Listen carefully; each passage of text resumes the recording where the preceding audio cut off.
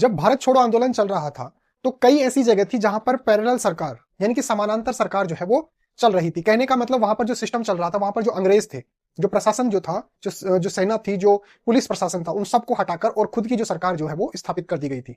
उसके अंदर सबसे इंपॉर्टेंट के अंदर आता है तामलुक सरकार।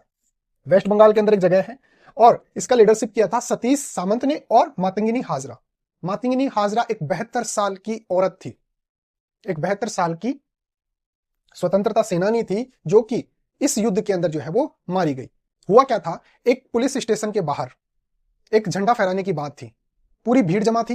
पुलिस को जो है वो गोली चलाने के आदेश थे कि कोई भी अगर आगे बढ़ा तो उसको गोली मार दी जाएगी। कोई आगे नहीं बढ़ा, सबसे आगे आई मातंगिनी हाजरा।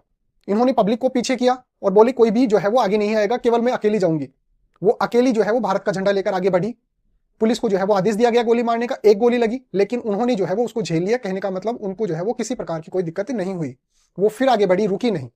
दूसरी गोली चली, लेकिन दूसरी गोली लगते ही जो है वो इनकी जो है वो मृत्यु हो गई और ये जो है वो शहादत को प्राप्त कर लिया। लेकिन फिर भी इन्होंने जो है वो मरते मरते मरते दम तक जो है वो अपने हाथ के अंदर तिरंगा झंडा रखा।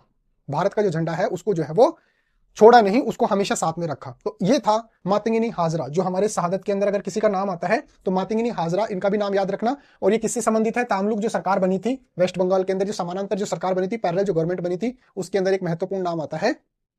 तो याद रखना मातंगिनी हाजरा कौन थी और इनका जो है वो क्या रोल था।